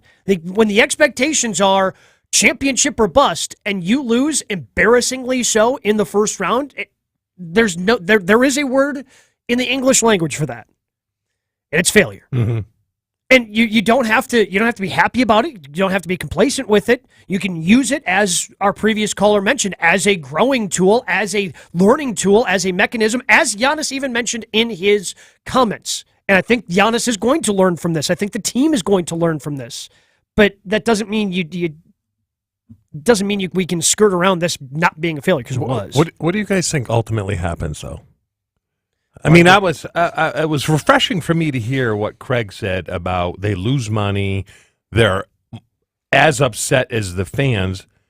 Do you think Bud's gone? Do you think they run it back? Do you think Chris Middleton's gone? What do you think ultimately happens? My gut tells me, and again, I wasn't on the show yesterday when you guys were discussing this, my gut tells me there were too many glaring, obvious, in-your-face miscues, right? Mhm. Some of those miscues can go behind the scenes, and we might not know from a public standpoint that there were miscues or that there were issues. But there were too many things that were so in your face. Watching this Bucks team in the playoffs. And again, like I mentioned, I still think that there were cracks in the foundation during the regular season that showed up and people kind of dismissed them, for Bud to survive. Because in these situations, when it is so egregious, somebody's got to go. Yeah. Somebody's a sacrificial lamb. There were 3 egregious not calling of timeouts that I probably would have power ranked had I been on the show yesterday. But the reason why I asked Craig is this the end of an era? Because it's more than just Bud. Brooke Lopez is a free agent. He's 35 years old. What do you do with Brooke? Which he does not get enough credit for, by the way. He does not get enough credit for being 35 years old, doesn't. logging all of those minutes, like jamming up the box score. I mean, he's really a treasure. He can do so many different things, and he has been we talk about the Bucks' big three, and it used to be Eric Bledsoe, and then they bring in Drew Holiday, and Chris is, underappreciated, I would say, by the fan base as well. But Brooke is that unsung hero. Like, he is that fourth guy that if you need someone to step up, and he showed how he can step up in so many different ways, inside, outside, defensively, he can do so many different things for you. But at 35, all right, what kind of money do we give a 35-year-old? How many more minutes can he play? What kind of, to be that large, 7'1" in whatever he weighs, I mean, you want to talk about being built like a brick bleep house. There you go. Look at I you, really Taylor. I had to slow down and think about it. I appreciate that. Like, Gave it a little really extra had to- thought. We didn't bleep things that didn't need to be bleeped. I appreciate that. But, so you have that question. Chris Middleton has a $40 million team option, or excuse me, player option. Does he opt in? If he opts out, is somebody else going to give him a bunch of money? Do you give him money? And then what do you do? There are a lot of questions. So that's why it's not even just Bud. It goes beyond Bud about being the end of a potential era for this version of the Milwaukee Bucks. Not to say they can't be competitive next year, but their core has been Drew, Chris, Giannis, and Brooke. To me, that's been that core in the middle of that. And if you want to throw Bobby in there, you can. And Pat Connaughton, more guys that come off the bench. But the 4 best players, I don't know if 2 of those 4 are back next year. I hope they both are. I hope they figure out a way, especially because of the sting of this failure, that they try to run it back. I'd be okay with that. But at the same time, I don't see how Bucks Do you think survives. they see it, though? And what I mean by that is the last play of Super Bowl 32, you're up against it. You're up against the clock, no timeout, and we run a play that we have never run all year long. And we didn't have time to look at one another and go, what the hell is this? And then to this, I'll go to my grave and say it's just panic, choke, bad call. It's just terrible. You knew they were going to blitz. You knew they were going to come after us. We are not a sight hot team, which means if 2 come, then you break off your route. We are. It's on protection. You run your route. We didn't have time to run that play, and I'm like, why didn't you just run something we've run 38,000 times during the season so we know what we're doing?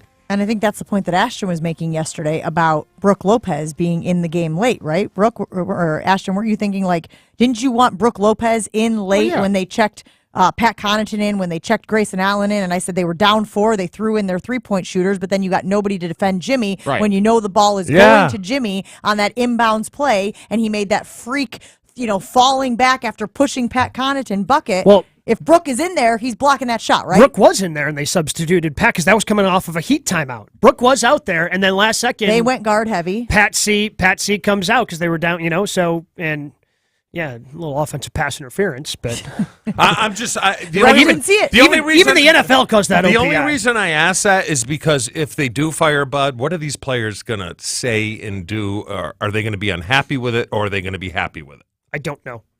My guess is that they really like Bud, but I think they also have to understand it's time for a change. Yeah. Okay. How do you justify keeping him? I don't know. After blowing a 12-point, as Jen mentioned, 419 consecutive times in the playoffs. Teams with a 12-point lead and 6 minutes left won games. You blew that one. And then you enter the fourth quarter with a 16-point lead at home? No, I know. I get it. And they're just everything over the last 2 games just piled up. And that not calling a timeout with 0.5 seconds left, not calling a timeout at the end of overtime, not calling a timeout that resulted in a jump ball when you almost turned it over. There were so many times where you should have called a timeout, and you had it, and you decided not to use it. I get it. Can't survive it. Mm-hmm. Pete McGuanago weighing in on the ESPN Wisconsin talk and text line. It should be called a Brooke Sheep House. Brooke Sheep House. What's the sheep? I don't get the sheep. Instead of sugar. Exactly. Why do I look? You got it. Hey, those genius mushrooms might be working after all. Because you just like making him sweat and you want to see him. You know that you're not, well, I don't even know if you know you're not going to say it. You think you're not going to say it. Yeah, he says it. I'm always ready for you, big guy. 800-990-3776. Reaction rolling in this morning. Still talking about the end of the Bucs season. It feels like maybe that is lingering for a lot of people. You should consider Professional Construction Inc. in Waukesha for all of your construction needs. You know that we do up at my house in Mequon. When we have trouble with our balcony, we call Mike and Michelle at PCI. When we have trouble with our siding, because we got a woodpecker poking holes in the siding, we call Mike and Michelle from PCI. And now that we're redoing our basement, putting a little rec room area down there for the kids to hang out so they stop messing up my living room, we call Mike and Michelle over at PCI. They operate a family-owned company. They believe in building relationships and giving back to the community, and they do exceptional work. For more information on what Mike and Michelle could do for you guys, just go to their website. It's professionalconstructioninc.com, professionalconstructioninc.com. Tell them Jen from Jen, Gabe, and Chewy sent you. Jen, Gabe, and Chewy continues next on 94.5 ESPN. Delays along northbound 43 now coming up from Bender Road all the way up to Good Hope Road. So watch out for that. Give yourself that extra time. Everywhere else is moving along fine. Not seeing any other delays around the rest of the system. And checking the TMJ4 Storm Team forecast today. Partly sunny, a high of 58 at the lakefront, 65 inland. Tonight, partly cloudy, a low of 42. From the WTMJ Traffic Center, I'm Debbie Lazaga on 94.5 ESPN.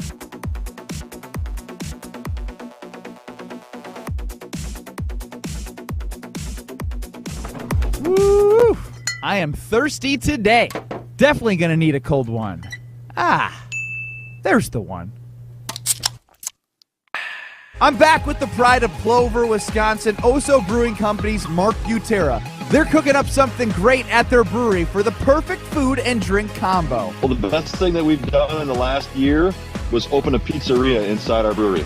So we've got the Oso Amore restaurant, so truly made with love. The pizza, the local people are going crazy over the pizza. It's all handmade. The crust we make with beer, no water. Well, it's made with the Big 2.0 beer, which was our gold medal winner at the Great American Beer Fest. So that's what we make the crust with. But you know what? Never forgotten. Just that light lager beer just goes with every pizza. I mean, it's just pizza and beer go so well together. It's been the single biggest thing that we've done in the last year. Thanks again to my guy Mark for joining to tell us all about Oso's latest ventures. And remember, folks, pizza in hand or not, the fridge is always stocked.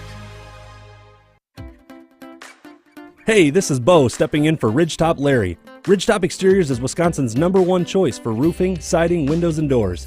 We are the trusted local experts who live and work in the areas we serve, which means we're helping friends and neighbors too. On top of that, Ridgetop Exteriors offers the most affordable payment options, including no interest and low interest financing.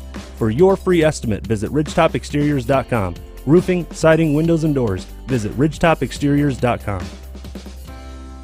Life's more rewarding at Blaine's Farm and Fleet, especially when it comes to lawn care. Right now, get unbeatable deals on a huge selection of lawn tractors, mowers, and more. Like $30 off a 22-inch Yard Force push mower. Rewards members save an extra $20. Get $10 off 40-pound bags of Estate Sun to Shade grass seed mix. And assorted Technor Apex Zero G water hoses start at $34.99.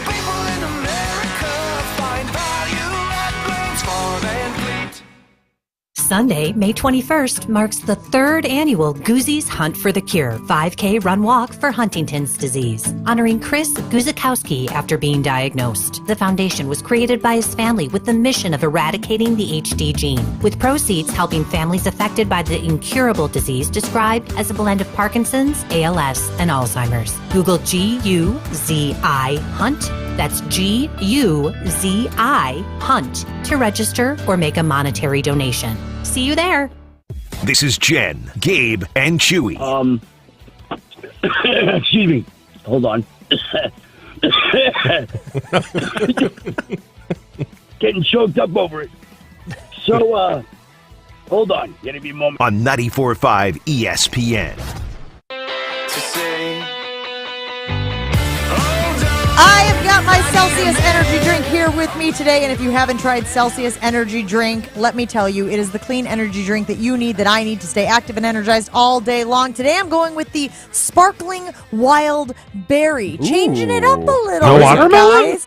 No watermelon. Famously, no watermelon chew. Never watermelon chew. Celsius is the essential energy drink that I choose to stay on top of it all, whether it's my ESPN Milwaukee responsibilities or my college football responsibilities. And you can find Celsius at Pick and Save or online at Amazon.com. Celsius energy drink. Live fit.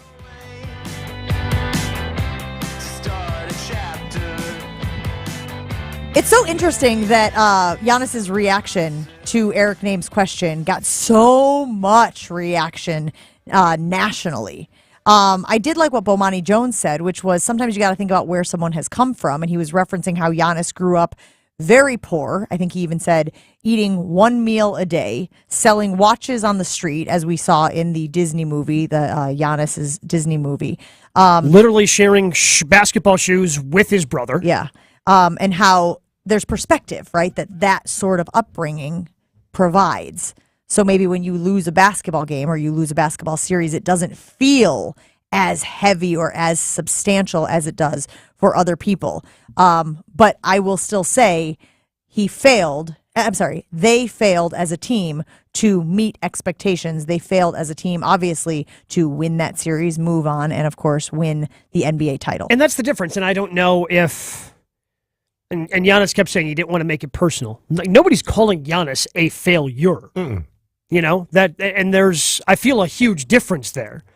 And maybe that's like how when I tell my husband, I didn't say you were an idiot. I said you're being an idiot. I think that's different. I think a little bit different, but I appreciate that. Okay. But yeah, it's not, no one's calling him a failure. They failed, but you know, that's fine because you're going to fail. You're not going to win the championship every year from here until the end of your career. It's what happens after that. Because obviously that nobody's going to argue that this loss didn't sting. The way he answered it, the intensity in which he had during that press conference, very clear this hurts. And that's a good thing. It should hurt. Is there a chance they were overrated? I think there's a chance that... but they won all those games. I know, but are we blinded by the regular season? No, I think there's a chance, Chew, that they weren't... Battle-tested? Yeah, battle-tested could be a good word. Like, I'll put it this way. When I look at the teams in the Western Conference, I see a team... It's so wide open because so many of those teams have flaws. I think they had more flaws than maybe we realized. I think the Bucks were not as complete of a team as we thought because they've got all this depth and they can morph and play any brand of basketball you want, and they've got 3-point shooters and they can play defense, and they've got this, and there were more flaws, I think, in there than maybe we realized during the regular season. I'm sure there will be many, many, many conversations about the future of the Bucks and the future of the head coach of the Bucks in the days to come, but we got to leave it right there for now because it is your cue to call, ladies and gentlemen, 800-990-3776. Our annual favorite segment of the week, the Week in Reach You. Annual? Weekly. Yes. Like the Stone Cold Lock of the Century of the Week. We do it annually. We just I don't know if do we're it even at weekly. like 6 months. All right, Chew, you got any of those? Gummy you got any of those Genius mushrooms? mushrooms. What do you think I'm going to do? Can 2 people take the under? You know what? Maybe today. 800-990-3776. Your chance to play the Week in Reach You right now on Jen, Gabe, and Chewy. It doesn't matter what age you are. Low testosterone can be an issue with any guy. Mentality, local healthcare facility specifically dedicated to helping men feel and perform at their very best. Look, you may be dealing with low testosterone, not even know it. If you're tired, groggy, you just don't quite feel like yourself, even though you had that energy a year or two ago, that could be signs of low testosterone. How do you figure out if you have low testosterone? Easy. Go to lowtusa.com. That is Mentality's website. Book an appointment right here in Milwaukee. You go in, get a blood panel done. It's easy, and within a week, you get your results back. And if your testosterone levels are low, they work with you on a customized testosterone treatment just for you to get those T levels back to where they should be. Mentality allows treatment to fit into every guy's lifestyle. Learn more about Mentality and their low testosterone treatments at lowtusa.com. More Jen, Gabe, and Chewy coming up on 94.5 ESPN. Look at all this space I have on my desk. Finally, no more clutter. I know, right? Plus, now I can actually see everyone and talk to them whenever I want. Would you stop trying to ask people if there are more doors or wheels in the world? Speaking of wheels, these chairs, woo! I've never been more comfortable at work. Coakley Brothers and Brothers Interiors, the official moving and furniture provider of GKB Milwaukee. If you're drowning in IRS debt and can't afford to pay, then you need to take advantage of special IRS tax programs that are available and free yourself from IRS collection efforts once and for all. Due to the financial hardship consumers are facing throughout the country, the Internal Revenue Service has made it easier to settle delinquent tax problems. An open phone line has been established by Community Tax for consumers to call and see if they qualify. Take down this number or store it in your cell phone, but call the Community Tax Helpline at 800-283-5948. If you owe back taxes to the IRS and cannot afford to pay them back, or even if you have years of unfiled tax returns, there's no need to fear anymore. But you have to call the Community Tax Helpline today at 800-283-5948 for the help that you need. Don't take on the IRS alone. They can attack your wages, savings, pension, home, and even your Social Security check. Call 800-283-5948 for your free consultation and to see if you qualify. That's 800-283-5948. Texting enrolls you in recurring automated marketing text messages. Consent not required to purchase. Message and data rates may apply. Leaving for the gym so early? I'm ready to go. Since you started taking Nugenix Total T, you've been acting like when we met in our 20s. I feel like myself again. Lower testosterone after turning 40 slowed me down. Nugenix Total T has been a game changer for me. What is it about Nugenix Total T that's different? Well, it's a patented key ingredient called Testofen. It boosts free and total testosterone to help you get back the drive and energy from your youth. It's backed by 5 clinical studies. I've seen the huge difference it's made for you in the gym, at work, and in the bedroom. I'm so glad I sent them a text for my complimentary bottle. Text HUNK to 321-321 right now for your complimentary bottle of Nugenix Total T. Nugenix is the #1 selling testosterone boosting brand at GNC and Walmart. Do it now and we'll also send you a bottle of Nugenix Thermo X, our newest, most powerful fat burner ever. Absolutely free. Text HUNK to 321-321. That's HUNK to 321-321. This is Jen, Gabe, and Chewy. His eyeball. Wait. Where do I get him? I just assumed when I said wait, did you just think it was just a suggestion? Yeah, pretty much. Typically. On 94.5 ESPN. Here we go. Have you guys been out to the Potawatomi Sportsbook yet? They have brought 24/7 sports betting to the great city of Milwaukee, and you will enjoy Self-service kiosk, lots of them, and probably even more to come. Odds boards, wall-to-wall TVs, free parking, great food, and a full-service bar. Put your game face on, and it's time to bet big, bet bold at Potawatomi Sportsbook. Feel like I'm gonna puke 'cause my taxes. Would you be willing to put money on how Chewy will do in the week in Rechew? Not sure Potawatomi is offering those odds, but There's a buy-in. we do. I wish I could have added that. God.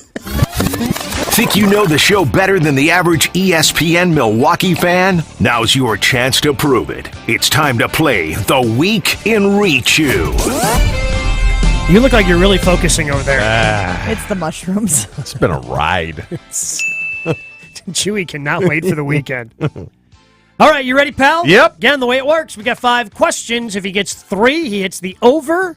That means who's on the over? Do we have? Yes, we've got Dumpy in West Bend calling in for the 90th time this week trying to win something. He has yet to win, and he has the over, and I'm pretty sure he's going to lose today because Mike in Waukesha is taking the under 2.5 out of 5. All right, so 3 right, you win. 3 right, you lose. Or excuse me, 3 wrong, you lose. All right, you ready, pal? Yep. What disease were we talking about that you thought had these symptoms? It's got to be disease. I'm almost what positive. causes Like an infectious disease. I'm on it. Hold on. I think water does. Like your foot is in water too long. I think he's right. The clap? Avoid the clap, Jimmy Dugan. It's gangrene. Gangrene. Why were we talking about that? Oh my God. Are you serious? You know why we were talking about gangrene. It's the name of the Jets. Oh, just, yeah, the Jets nickname. That's right. Okay. That was an easy one. All right. Oops. All right. See if we can rally. CLAP, clap, clap, clap. Can you remember the movie you're equating the Aaron Rodgers situation to when you made this claim? I can take it all the way to like 15 minutes left in the movie. These are hard. No. You know this one. You've said it before. Like a lot of times. Well, the movie with Aaron Rodgers. So I can take it all the way to like 15 minutes left in the movie. I'll give you an official hint because the person making this question, it's a comedy-ish. It's probably the comedy you referenced the most on the show. Like just so many times, And at least once a week. specifically about Aaron Rodgers. I can take it all the way to like 15 minutes this left stuff in the movie. Really doesn't work. Step Brothers. What about Bob? Oh! Because he's passing him on, you know, Why? What about Bob? Because all the psychiatrists keep passing on Bob, yeah, and they're yeah, excited. yeah. They Oh, can't wait to now, get rid of okay. him. It's his analogy, and he can't even remember it. And it's a good one, too. It's so good. I It's a know. really good one. All right, here we 3 in a row. Just like the Bucks. He is the Bucks. Are you as confident as I was in the Bucks? No. All right. He might not get a single one. I know. No, he's got one. I That's think he's got never one. happened before, by the way. That has never happened before how he's gone 0 for Sweet. 5. What was it that Jen said was 4 inches thick that prompted you to make this comment towards Ashy? Yeah, you know all about 4 inches of Ashy. That's This is really so hard. obscure. It's super so obscure. hard. I feel good about that one. Nice. 4 inches, so hard. Ashton's. No, it's I have no idea. the stack of newspapers and magazines she has from the Favre saga. Ah, that was a tough So one. I have a newspaper Yeah, stack yeah. this thick, and you guys were like, that's not 4 inches. Sorry, Ash. No, you're not. It's fine. No, I know. Well, how can you apologize to him when he just threw that question in there and acted like it was fair? That was really tough. The other two, I thought you had a chance. That one. What about Bob? I thought you should have gotten Yeah. for sure. I win, but we can keep going to see if he can go over. Okay. But you no, but okay, it doesn't matter. Go ahead. This one starts with the audio clip. Remember, Roof you of your swallow it, and then you don't crap it out for 7 years. Oh, that's Gonna gum. get this one. All Yeah. right, hey, don't even have to ask the question. Gum is correct. Clapping for yourself. Hey, somebody's got to. Speaking of clap. All right, final question, big guy. We talked about household items this week, thanks to Ashy's move. What car item made you react like this? When I go and buy one for the car, they're like, well, what kind of car is it? And I'm like, it's 4 wheels. Come on. Well, in honor of the Bucks, I think I'm going 1 and 4. Ashy was buying a lamp. The light bulb. But then what you said it reminds you of? Because with light bulbs, there's too so many many. different kinds of light bulbs. You couldn't figure batteries. out. Yeah, there we go. Sweet Lincoln. Yeah, no, these things do not work. You need to go back to whatever you were doing terrible. before. They're awful. Whoo. I do think that the what about Bob one, he really jammed you up because he didn't use your analogy. He didn't use your metaphor. But Which is, in the again, question, a good it one. says what it is. No, it says equating the Aaron Rodgers situation to when you made this claim. And then the claim was, I could get you through in about 15 minutes or something like that. Yeah. Like, It's not supposed to be 15 easy. minutes left. I know. You love making them super hard. Yes. This is my only time in the Like- history of the universe I'll ever be able to beat you in something. Would you get all 5, though? Or do you get the sheet of paper with the I answers? think I could get most of them. Yeah, I Okay. would say I feel pretty good about 4 out of 5 every week. Okay. All right. That was an abject failure. Aw, look at you. But you got to learn from your failure, and those All right. those pills are going in the trash. There we go. Yes. Oh, he's willing to waste the money and throw the pills And away. there's the win from the failure. Yes. See, we got this all Learning, figured out. growing. You're figuring it out, big guy. I have a feeling, though, I'm going to be in Amazon jail again, though. Oh, if you throw them away? But will she know if you throw them away? Oh, yes. She go through Why the don't you garbage? tell her to take She's them a for a week? dumpster diver. In your own home? Yes. She comes over and can tell, like last night, she knew I was working, right? Yep. What do you think her first question is? Did the blammer come over today? I'm like, no, you already know that because you look through the trash and there's no beer cans. Because you started putting them in his garbage can. He's found the workaround. Yes. So tonight, guys, in the NFL draft, very quickly before we leave you this morning, who do you want them to take? It doesn't even have to be a specific player. Do you want them to go offensive? Yeah, they have to take a pass catcher in the next 2. Whether it's a tight end, whether it's a wide receiver, maybe it's both. If they go after that, but they're just so thin at those 2 positions. I think those are the next positions that they desperately need someone because safety, I think you can get in round 3. Maybe you get that on Saturday in rounds 4 or 5 because the safety class stinks so much. But you got to get a pass catcher. Now, the best available, Jonathan Mingo out of Ole Miss, receiver, Okay. is 9, and I mentioned the 2 tight ends before that. So What do you mean he's 9? on the best available, If you go to So ESPN.com, yeah. they've got the best. They've got the next best available. So like Will So they're Levis is drafting 1. 10. So you guys know we've talked about the Ron Wolf model before and how they very often, almost always, stick to the Ron Wolf model, which is those measurables, which is that RAS score, etc.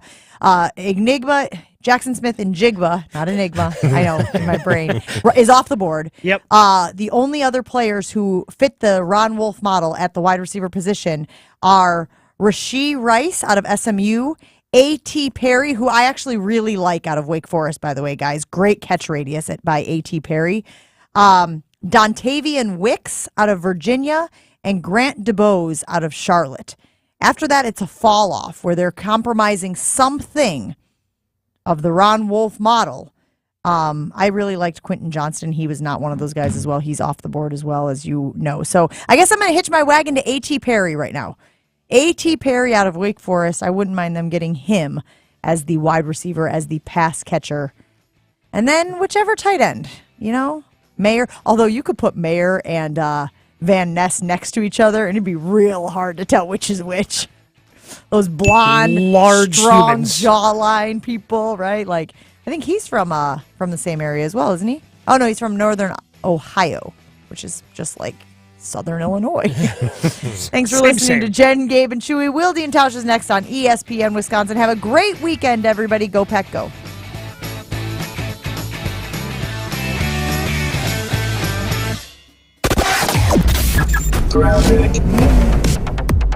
We do have a pretty good ride